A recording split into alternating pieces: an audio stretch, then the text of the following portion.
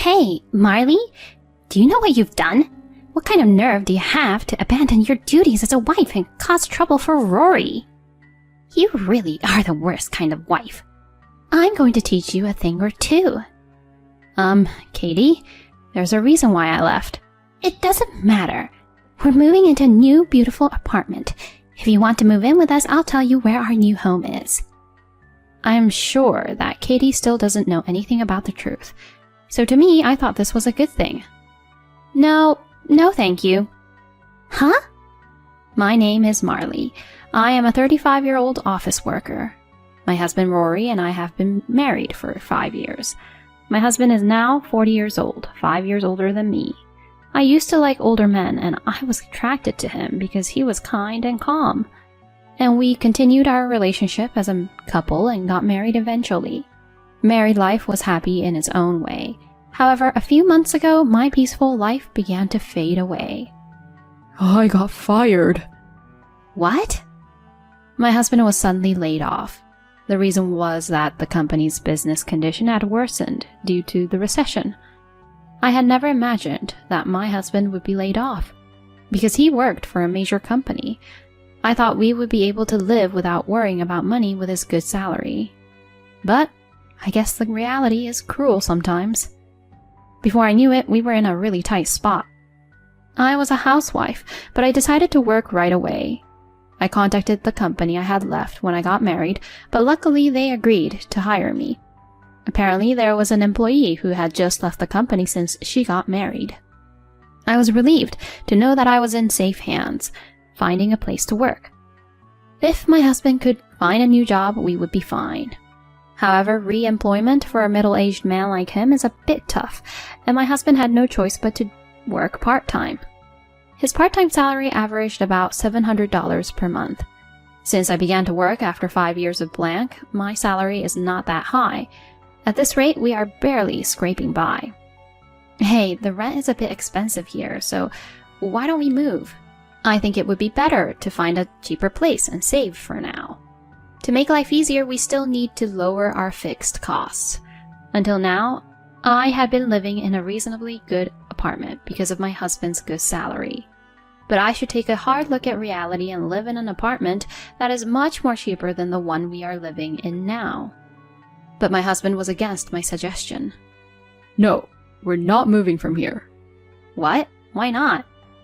If we move to a smaller and cheaper apartment than where we're living right now, my mother will ask me the reason, you know? I didn't understand what he meant. Why don't you just tell the truth to your mother? That we were having a hard time making ends meet because you got laid off due to the recession. When I said that, my husband's face turned red and he raised his voice. Stop it. Don't ever tell my mother that I got laid off. We can pay the rent with your salary and my earnings. So why don't we just leave it as is? I was surprised and disappointed at the same time. Is his pride and vanity more important than protecting our married life?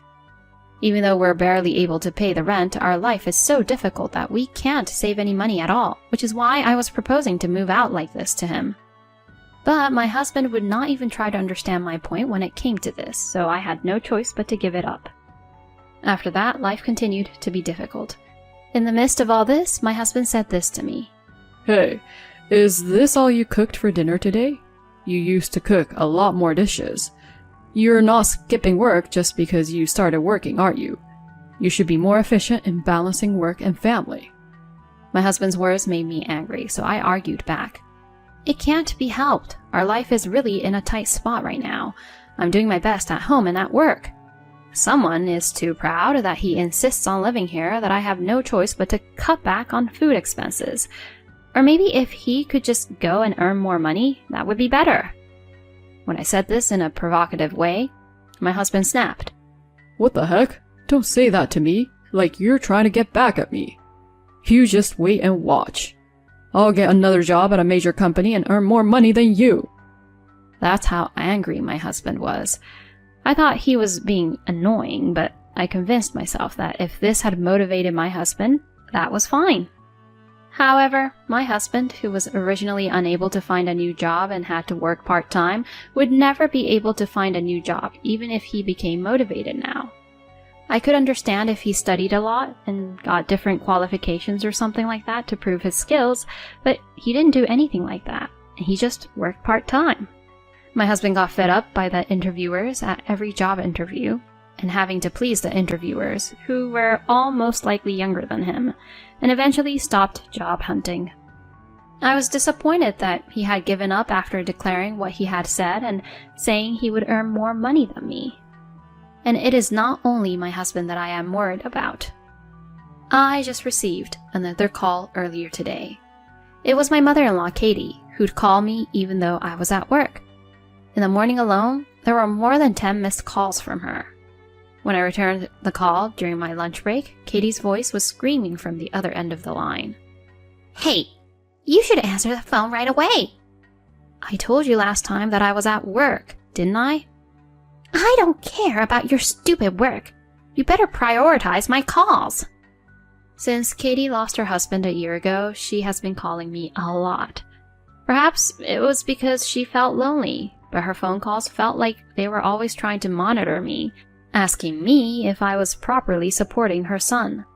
And recently, when she heard that I had started working, she got angry like a demon, and now she is calling me at work like this. "So, I wonder if you're discussing with Rory properly." "I haven't gotten a straight answer from him at all." "I'm sorry, but we can't live together, Katie." "I'm not asking for your opinion. I don't think Rory would be opposed to that idea." "No, my husband also says that we can't right now. Besides, we are in a difficult financial situation right now." "What do you mean? Rory works for a major company. He's well paid, so he should be able to afford to live." I am always at a loss for words when she'd say things like that to me. I'm not allowed to tell Katie about Rory being laid off, so he can't tell her the truth either. Therefore, Katie assumes that I am selfishly working but lying about how hard it is to make ends meet. Katie's phone calls are insistent, not only when I am at work, but also when I am home in the evening.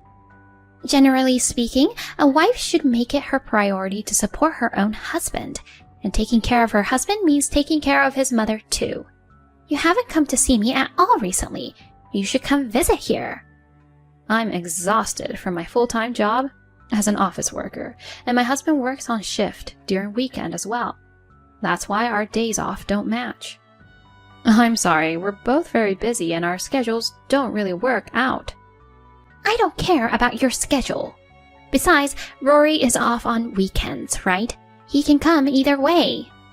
Katie must be very frustrated with me because she kept insisting us to visit her. I thought it was time for me to give up, so I tried to tell her the truth about my husband. "No, my husband is currently working on weekends, and..." "Huh? What do you mean?" "Actually..." As I was about to tell the truth, my husband, who had been lying on the sofa watching TV earlier, ran up to me and took my phone. "Oh, Mom, I'm sorry, I haven't been able to visit you lately. I'm actually working on a big project right now, and I'm also working on my days off. I'll come see you after I get settled with work." With that, my husband hung up the phone and handed it back to me. "What are you doing?" "Why were you trying to tell my mother the truth?" "Let's just talk honestly to her about the truth. If we continue on like this, she'll always misunderstand." "I'm sorry, but don't tell my mother about it." "Why don't you just let go of that petty pride already?" "Shut up. I've been providing for you all this time. Yet how dare you talk to me like that?" With these words, my husband retreated to his room. I'm already stressed out because we're barely making ends meet, but when his mother-in-law's criticism and my husband's selfishness were added to the mix, it's just too much for me. My husband says his job is too much work and does not do any housework. He works on weekends and once or twice a week during the weekdays. Since he's capable of working, I would like to see him increase his income by taking on other part-time jobs or a full-time job. Or I want him to learn how to take care of the house and take the initiative to do the chores. I decided to leave home for a while because I was fed up with my husband, who complained about various things, even though he wasn't doing it, and leaving all the housework to me. And plus, I was making more money than him. I decided to go back to my parents' house for a week or so to show my husband how hard housework is. I had told my parents in detail about the current situation at home, so they told me that I should just get a divorce as soon as possible. Yet I had been romantically married to my husband, and we had been married for 5 years, so I did not want to go through a divorce so easily. I thought that if I was going to divorce him, I would do everything I could to try to improve the situation, and if that didn't work, I would divorce him. Sure enough, when I returned to my parents' house, I received a phone call from my husband. Hey, when are you coming home? Where's my dinner? I won't be home for a while, so do all the housework in the meantime by yourself. Huh? You've got to be kidding me. Don't be stupid, just come home and do the housework. No, I won't. I'll make you understand how hard house chores are. You have to clean the house, do the laundry, and cook all by yourself. So you'll know how hard it was for me to do all that while I'm working. I said that as I hung up the phone. My husband had called me many times, but I ignored all of them. For the first time in a long time, life at my parents' house was very relaxing. The three of us could share the housework with my father and my mother would say, "Aren't you tired?" And she served us many home-cooked meals. I really appreciated the fact that I didn't have to do anything and the meals got served. So I stayed at my parents' house for about a week. I really wanted to stay a little longer, but my parents' house is quite far from my workplace, and it takes me an hour and a half each way to commute, which is hard, and I thought it was about time my husband understood how hard housework is. Then I came home for the first time in a long time. I was worried that it might be dirty, but the rooms were cleaner than I had expected. But I felt somewhat uneasy. Could it be? I went to check my husband's room and found that the clothes and suitcases in his closet were gone. I thought to myself, he must have gone to his parents' place. I thought so and called my husband. Oh, you're calling me now, huh? Where are you right now? I'm at my parents' house. You went to your parents' house right after I left, is that right? That's right. What are you doing? That doesn't make any sense. You shouldn't have left in the first place, right? I'm already angry. I'm not going back to that house. What do you mean? I'm going to live with my mom. You mean you're going back to your parents' house? Yeah, and I'm not just going back. I'm moving into a new apartment with her. What? I didn't understand what he meant. As I was at a loss for words, the voice on the phone changed. Hey, Marley? Do you realize what you've done? What kind of nerve do you have to abandon your duty as a wife and cause trouble for Rory? You really are the worst kind of wife. I'll make sure to teach a thing or two to you. Katie, there's a reason I left. It doesn't matter. We're moving into a new beautiful apartment. You want to come too, don't you? If you want to move in with us, I'll tell you where our new place is. I am sure Katie still doesn't know anything about the real truth. To me, I thought this was a great opportunity. No, thank you. Huh? I immediately refused, and Katie sounded dumb, since she didn't expect that from me. So I said, I'm not going to live with you guys. Are you serious? If Rory is going to live with me, that means you will live alone unless you come over here. You can't live alone, can you? Don't worry, I have enough money to live by myself. If we don't live together, there's no need for us to be a couple. So, I'm divorcing my husband. What? I said the word divorce, and I could hear Katie and my husband's surprised voices over the phone. Wait a minute, Marley. There's no need for that, right? I can't stay married to you anymore. I want to get rid of a useless husband like you as soon as possible. When I said that and made fun of my husband, Katie snapped. How dare you talk to Rory like that? I don't want a wife like you. Rory, hurry up and get a divorce. No. I'll get the divorce papers. You rude woman. Make sure you regret asking for a divorce. It's too late to apologize now. I will return the same exact words to you, Katie. As I said that, the phone went dead. Perhaps Katie and my husband will come here with the divorce papers. I am thankful that things are going my way, though. I have already given up on my husband completely when he went back to Katie's place without trying to reflect about his own actions. There is no way he will ever change. Then there is no need for us to be together. I decided to pack my bags until Katie and Rory arrived. A few hours later, Katie came over alone. Oh, Rory's not here? I don't need him to see you. Here you go. I've already made Rory sign his section. You sign your part as soon as possible, too. With these words, Katie thrusted the divorce papers at me. I think my husband's handwriting is all trembly. He really is a kind-hearted child. Rory was reluctant to divorce even though you're such a lousy wife to him. I will never forgive you for causing trouble to such a wonderful person. I hope you live a poor, sad life and regret it. While I was filling out my part of the form, Katie kept on saying bad things to me. I guess my husband's pride got in the way and he couldn't tell Katie the truth until the very end. He really is a pathetic man after all. What did you do with your house? Oh, I sold it.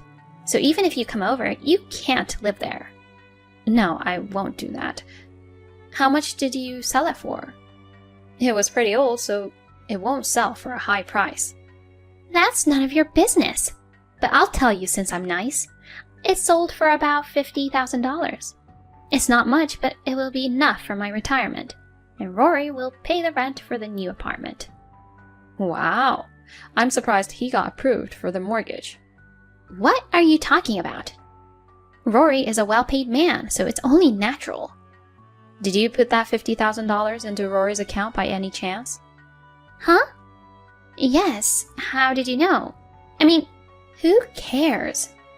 Don't pry into my affairs anymore, since you're divorcing Rory. It's obvious you're still hung up on him. But it's too late for that. And don't worry, I've agreed to the divorce. I'll file the divorce papers. When I said that, Katie left. I was overjoyed to be free from Katie and Rory. I packed up the rest of my belongings and moved them to my parents' house. Then looked for an apartment for myself and signed a contract. Incidentally, I successfully provoked Katie so that I could get rid of the property division. I can't hand over Rory's valuable property to you. The pale face of my husband, who was participating in the discussion about the division of property, is funny, even now when I remember it. One day, about 2 years later, I received a phone call from an unknown number. Who on earth could it be in the morning before work? Thinking it might be a work-related call, I picked up the phone and to my surprise, it was my ex-mother-in-law. Oh, Marley, please help me. Oh, Katie, I can't have you calling me. We are strangers now. Please, don't say that. I'm in a lot of trouble.